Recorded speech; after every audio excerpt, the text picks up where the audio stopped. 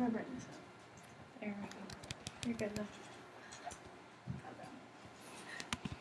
Okay, my name is Catherine Doherty, and I did my presentation on the core question, what are some current challenges facing the arts organizations? So I started off by doing a SWOT analysis because I'm a marketing major, and this just basically helps you understand the strengths and weaknesses of your company and where you can improve. So the strengths of orchestras and symphonies are classical music is well established, and those people that like classical music are very passionate about it, so it has a good following, except we'll learn about the weaknesses. And also, orchestras improve the overall community value. So it's appealing to move somewhere that has a symphony orchestra. It brings value to the area. And a weakness is lack of financial resources because the audience is older, so they're starting to pass away. And also a weakness is the concert atmosphere. Not many younger people go to concerts, and this is one of the reasons. Opportunities for orchestras are utilizing new technologies like social media and the internet.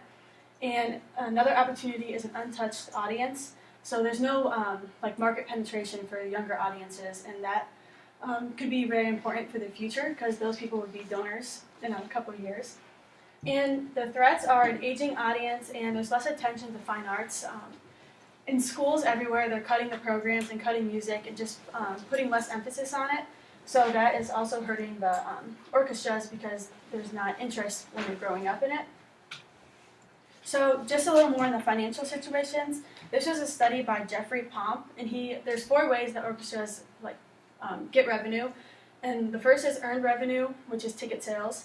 The second is private contributions and donors. Another is endowment funds, and then the government support.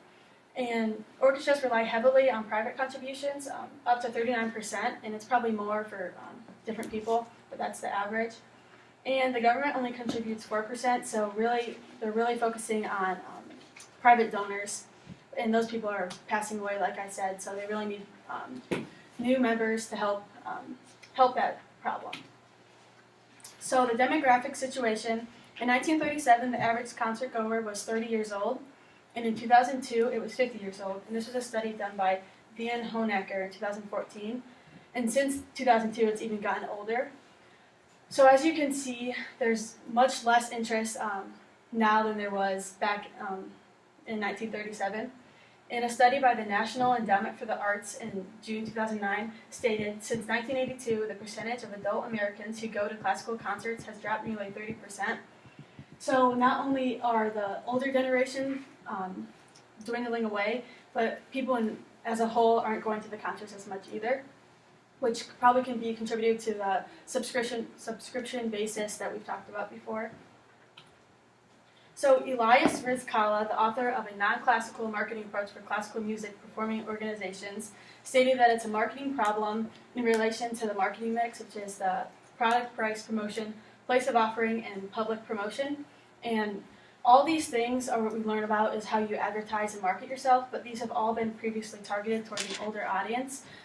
People are still using print ads and like snail mail, which are effective ways, but an older audience will react to those, not really our generation. But a refreshing statistic is we find that art attendees in their 20s get quite involved in art forms of their choice and attend often.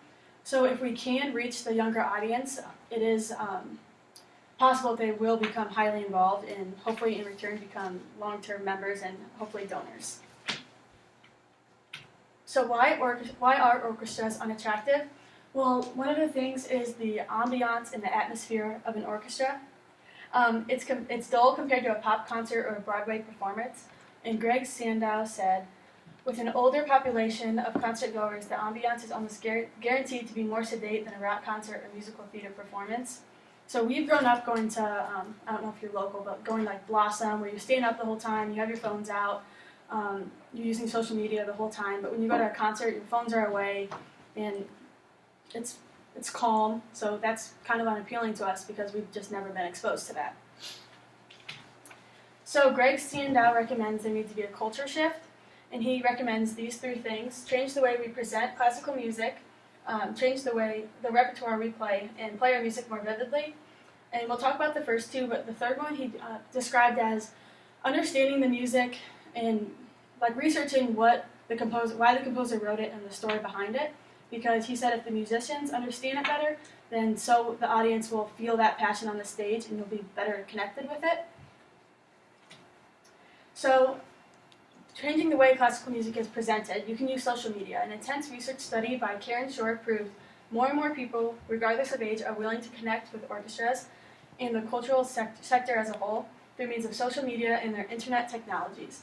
She also recommended to keep up on the latest trends to make these social media things effective to a younger audience. And I wanted to talk about the ASO because they're doing this extremely well by handing over the Facebook and the Twitters to the class, because we've grown up with these things and we know how to effectively target our audience. So by doing this, you are going to more effectively reach a younger generation. And this is a picture of the Alliance Symphony Orchestra Facebook page. You can see they did They did like a 20 thing. What was it called? Who did that? 20 days of ASO. Yeah, 20 days of ASO leading up to a concert. So it helped engage and let the community know what they were all about. So this person in the picture is Peter Gregson, and this was very interesting. He's a 22-year-old British cellist, and he gives recitals in small rooms in clubs. But he has a video screen just like this behind him while he's playing. So audience members text or tweet while he plays, and the tweets are shown on the screen. So this creates a real-time conversation with the audience, because you can't talk during the orchestra because that is disruptive, not like you can do it like a pop concert. So this gives the audience a way to connect with each other, and since we've been growing up, we've always been connected with each other, so this could be very attractive to a younger generation. Oh, this was my favorite thing that I found for attracting a younger generation, and it was a program called My Symphony, and the Seattle Symphony Orchestra adopted it to grow their younger audience. And this is a picture of the website that how they advertise it. They offered ticket sales to people between the ages of 21 and 30, and they weren't long-term tickets and they weren't the day-of tickets, so it was somewhere in between, because they found that to be most effective. And there were $25 tickets to 31 of the 69 concerts. And what made this so special is they offered perks like happy hour for these people that only had these tickets. So you were having happy hour with people your own age, and this is something they'd be doing anyways. So it not only brings them to the concert, but it makes them do something they enjoy, and it's just another perk. And the Seattle Symphony was very much pleased with this because membership expanded from 47 to 350. So the results of this were very effective, and the revenue grew as well.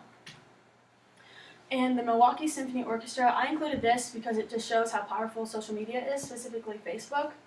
So they were on the brink of closing their doors, and then they launched a Facebook campaign. Their first post was Milwaukee Symphony in crisis. Again, the MSO is playing brilliantly, but struggling financially. What to do? So this sparked interest in the community, and as the Facebook campaign went on, they posted inspiring quotes about the orchestra and the value it has on a community.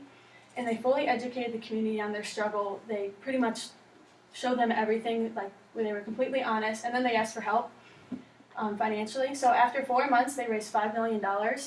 So that's incredible, just from the community. So it just really shows how powerful social media can be. So in conclusion, to effectively gain more audience members for younger generations, you should focus marketing efforts on a younger generation, especially the marketing mix. Use social media and try techniques like live tweeting or texting. It doesn't have to be every concert, but maybe once a year to garner interest to the younger audience, and then maybe they'll come back and hopefully become long-term members and donors. And then they could implement programs like My Symphony. You'd have to be a bigger symphony to do this, but it still would be very attractive. And these are my references. Any questions?